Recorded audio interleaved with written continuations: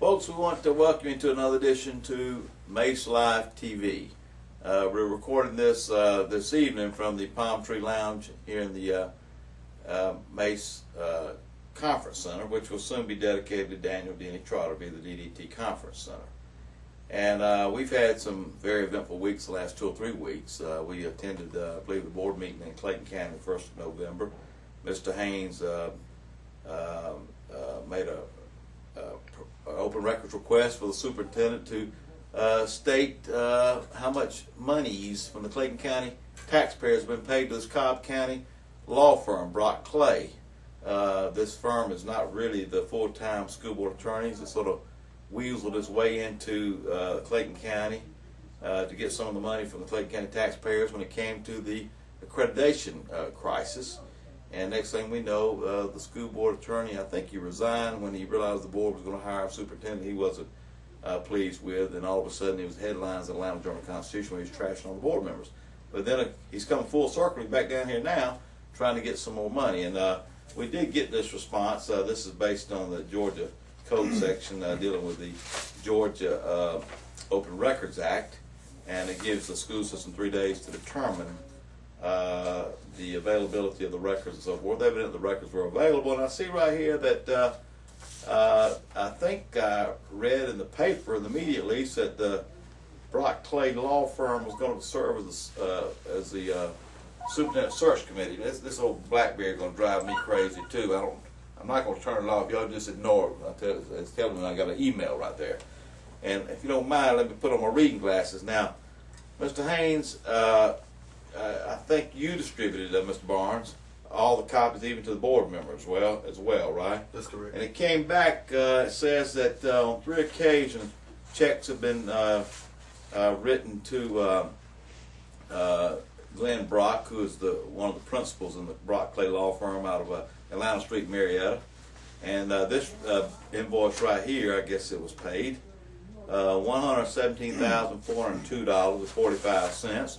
This one's $9,187.69, and this one $66,711.81.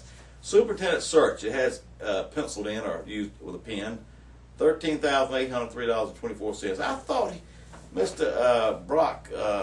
Glenn Brock, had submitted a bid for like $7,500, which was ridiculously low compared to other search firms, but he seems to always end up being the school board attorney when he picks the superintendent. I think he comes back with only one recommendation.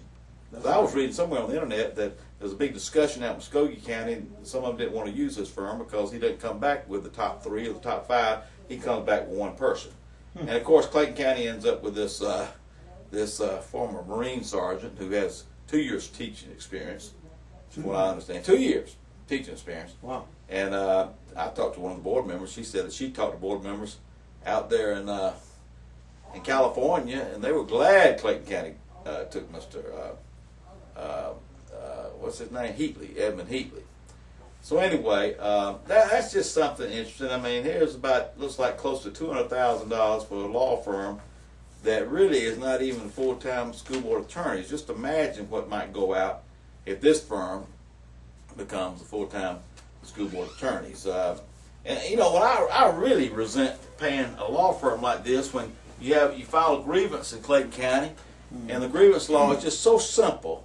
If you turn over 20-2-989, and I see mine got a little tattered and mine fell apart right here, so I got to see which side I'm on right here.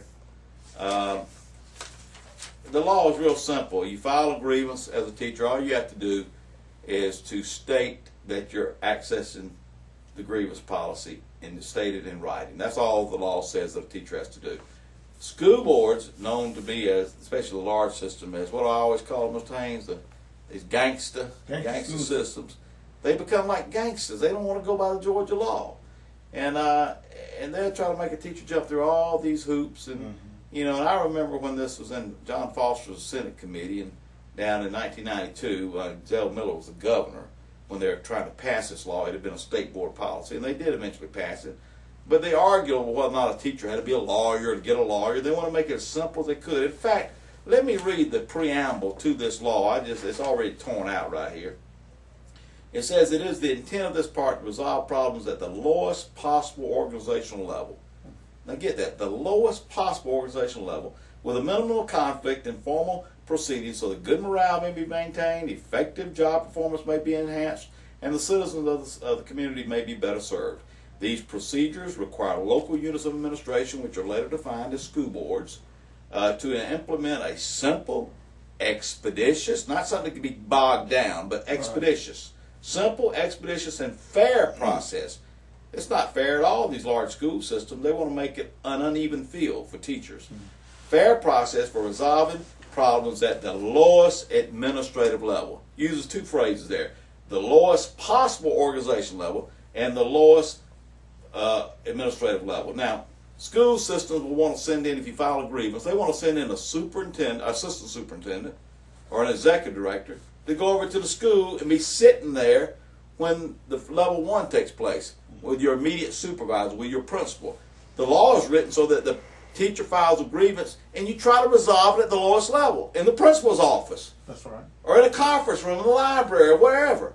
But these school systems like the CAB, Clayton, a lot of these systems like Atlanta, they want to send out an executive director or assistant superintendent to sit there during that meeting.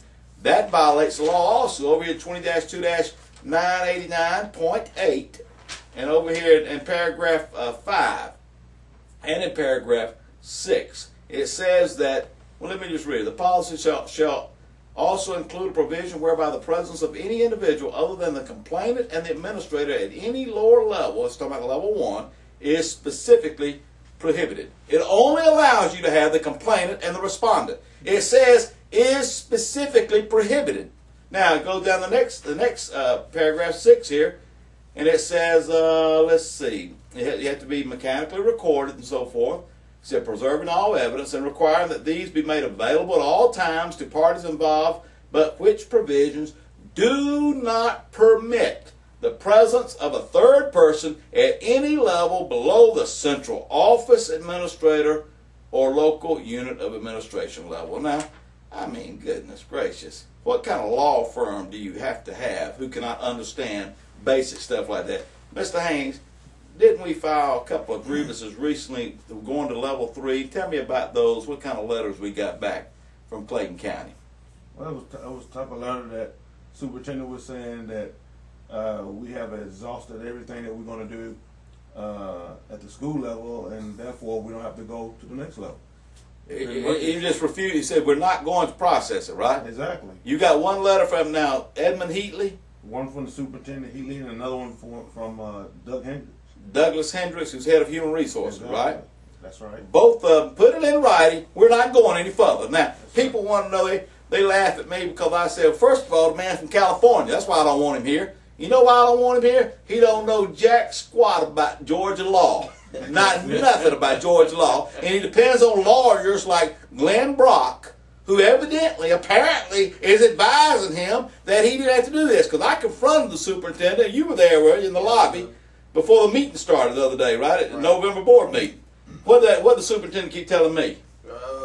Just started studying. Well, didn't he say something? I got to consult with my lawyer. Mm-hmm. You heard that, right? Yeah, I said, ain't your lawyer, the school board's lawyer. You know, they got it mixed up. Superintendents think that when a school board hires a lawyer, that it's their lawyer. Mm-hmm. I got news for you. Edmund Heatley from Chino Valley, California, listen to me.